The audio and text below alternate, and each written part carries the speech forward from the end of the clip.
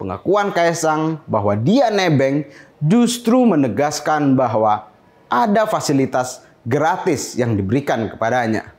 Kaisang memang bukan penyelenggara negara, tapi bapaknya adalah Presiden Indonesia dan saudaranya adalah Wali Kota Solo yang kini menjadi Wakil Presiden terpilih.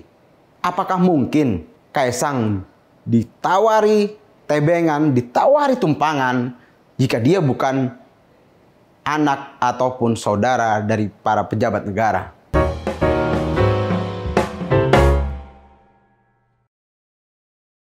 Halo Sobat Media Indonesia, berjumpa lagi dalam The Editors. Akhir-akhir ini, publik dihebohkan dengan pemberitaan mengenai putra bungsu Presiden Joko Widodo, Kaisang Pangarep, beserta istrinya yang bepergian ke Amerika Serikat dengan private jet-nya. Di perhatian publik, Kaisang mengaku ia dan istrinya menggunakan jet pribadi untuk bepergian ke Amerika Serikat pada 18 Agustus lalu dengan menumpang atau bahasa bukannya nebeng pesawatnya teman. Beragam rekaman visual beredar luas memperlihatkan aktivitas Kaisang dan istrinya yang melakukan perjalanan dengan private jet Gulfstream G650ER di Bandara Adi Sumarmo, Solo, Jawa Tengah. Polemik pun muncul di tengah masyarakat perihal gaya hidup mewah Ketua Umum Partai Solidaritas Indonesia tersebut. Publik pun menuntut agar lembaga anti korupsi menelusuri kemewahan yang ditonjolkan, yang diperlihatkan oleh anak presiden tersebut. Pasalnya, biaya untuk berpergian dengan menggunakan pesawat pribadi diperkirakan tidak tanggung-tanggung besarnya. Tak hanya persoalan bepergian ke Amerika Serikat, keduanya juga diketahui turun dari private jet membawa tentengan yang diyakini berisi oleh-oleh mahal. Bahkan, dua video yang viral tersebut disebut berbeda waktu dan tempatnya. Artinya, netizen pun menduga bahwa bukan hanya sekali Kaisang dan istri menaiki jet pribadi. Setidaknya 2 kali, bisa pula jadi 3 kali, atau bahkan ya beberapa kali. Bahkan dari penelusuran sejumlah sumber, terungkap bahwa pesawat tersebut merupakan milik konglomerat Singapura, pemilik lokapasar tenar di Indonesia. Pergi naik pesawat pribadi atau private jet memang lumrah bagi kaum berada, golongan sultan. Namun akan menjadi tidak biasa jika yang menggunakan adalah orang yang dekat dengan kekuasaan, orang yang berkelindan dengan para pejabat. Apalagi itu adalah Kaisang, putra orang yang paling berkuasa di negeri ini. Oleh karena itu, indikasi adanya gratifikasi mengemuka di tengah wacana publik. Publik juga sedang marah ketika masih banyak orang yang hidup susah dan tatkala negara yang tidak baik-baik saja, anak pejabat malah bermewah-mewah. Benarkah memang ada gratifikasi? Ya belum tentu juga, karena KPK belum menuntaskan analisanya. Betulkah telah terjadi korupsi? Ya kita tunggu juga KPK. Namun masalahnya Kaisang adalah anak presiden. Ada potensi trading influence di situ. Perdagangan pengaruh di situ. Hilang hampir sebulan sejak kepergiannya ke Amerika. Akhirnya Kaisang mendatangi KPK untuk membuat laporan tentang dugaan gratifikasi pada 17 September lalu. Dijelaskan Kaisang bahwa dirinya mendatangi KPK untuk memberikan keterangan tentang apa yang dipertanyakan oleh publik sebagai dugaan gratifikasi. Bahkan dalam kesempatan tersebut, Kaisang menjelaskan bahwa dirinya hanya nebeng kepada temannya. Katanya, saat hendak berangkat ke Amerika, tiba-tiba ada teman yang memberinya tumpangan karena penerbangannya searah. Saya kutip pernyataan Kaisang. Saya menyampaikan informasi ke KPK mengenai perjalanan saya ke AS yang menumpang atau nebeng teman saya, kata Kaisang yang dikutip mediaindonesia.com. Bahkan untuk menegaskan bahwa penggunaan private jet itu hanya sekedar nebeng, Kaisang memberikan pernyataan bahwa pulangnya bersama sang istri, ia memilih untuk naik pesawat komersil. Namun, publik justru bertanya, pengakuan Kaisang bahwa dia nebeng justru menegaskan bahwa ada fasilitas gratis yang diberikan kepadanya. Kaisang memang bukan penyelenggara negara, tapi bapaknya adalah Presiden Indonesia dan saudaranya adalah Wali Kota Solo yang kini menjadi wakil presiden terpilih. Apakah mungkin Kaisang ditawari tebengan, ditawari tumpangan jika dia bukan anak ataupun saudara dari para pejabat negara?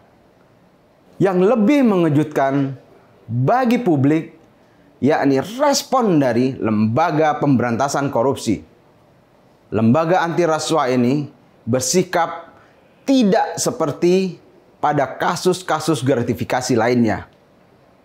KPK terkesan masuk angin dalam penanganan kasus dugaan gratifikasi ini.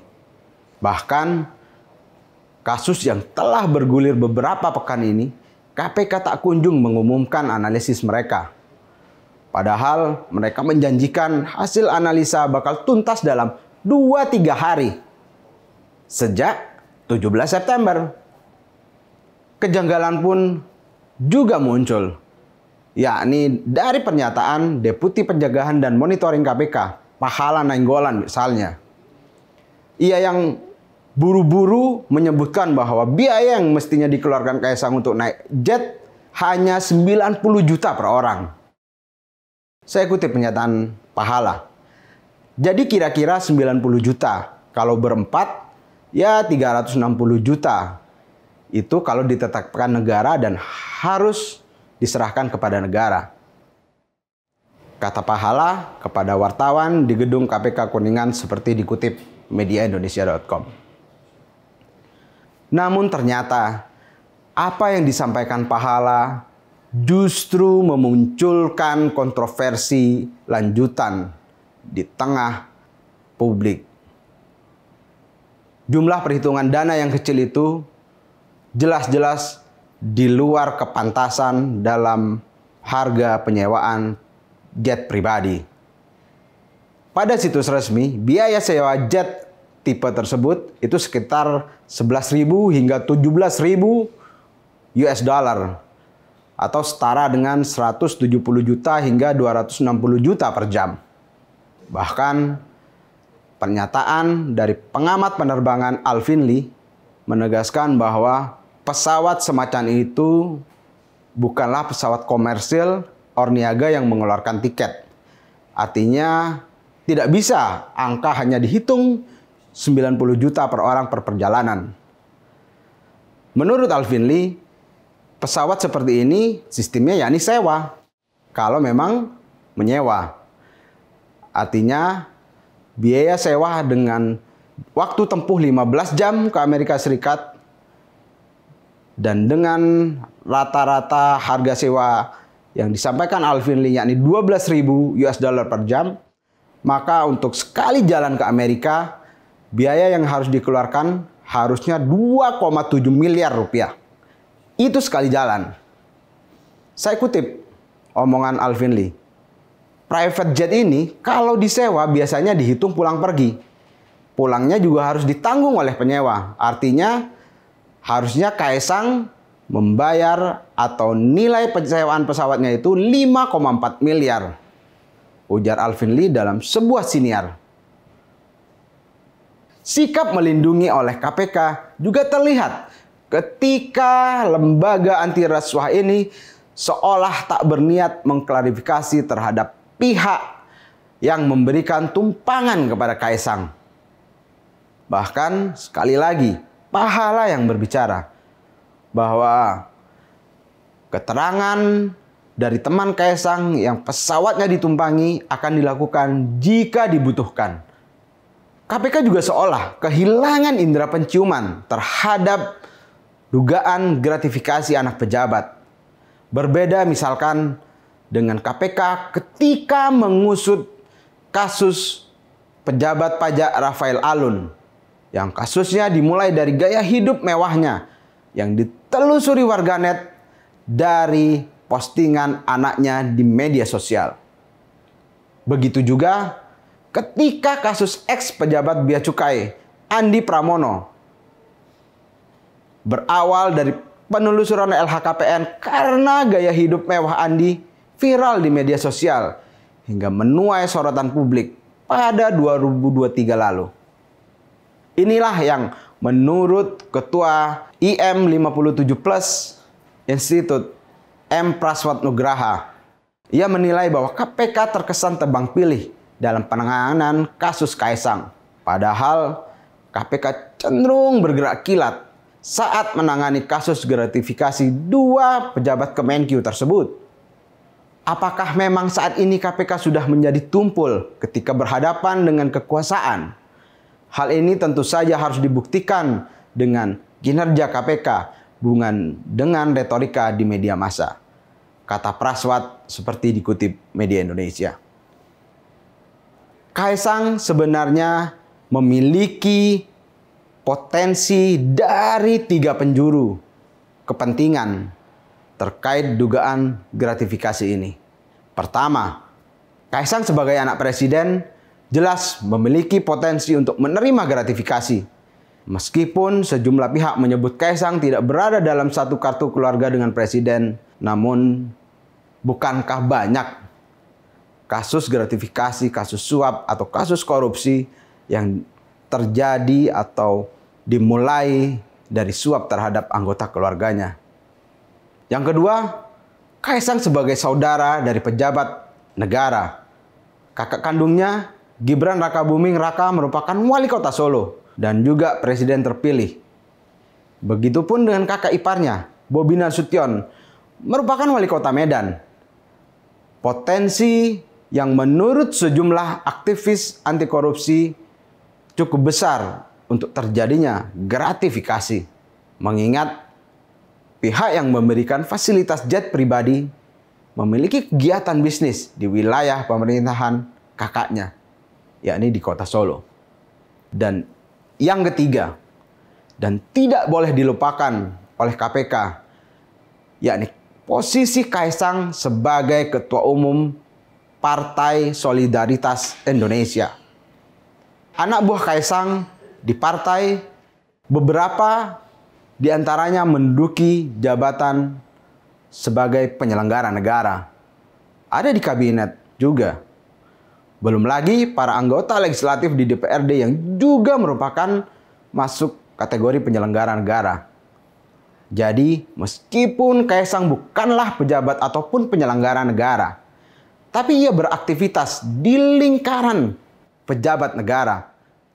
Di dalam praktek penegakan hukum, gratifikasi kerap diberikan secara langsung maupun tidak langsung kepada penyelenggara negara. Kasus mantan Ketua Umum Partai Demokrat Anas Urbaningrum dan mantan Presiden Partai Keadilan Sejahtera Lutfi Hasan Ishak yang juga bukan merupakan penyelenggara negara menegaskan bahwa potensi korupsi oleh Ketua Umum Parpol itu sangat besar. Ini yang juga ditegaskan oleh Praswat. Begini kutipannya. Sehingga jangan ada yang coba-coba menyesatkan logika bahwa gratifikasi harus diterima langsung oleh penyelenggara negara, kata Praswat Nugraha. Untuk itulah publik pasti berharap kasus Kaisang seharusnya dijadikan pintu masuk bagi KPK untuk mengungkap dugaan-dugaan penyalahgunaan wewenang atau trading of influence lainnya yang mungkin diterima Kaisang, baik sebagai putra Jokowi, saudara Gibran dan Bobi, ataupun sebagai ketua umum PSI.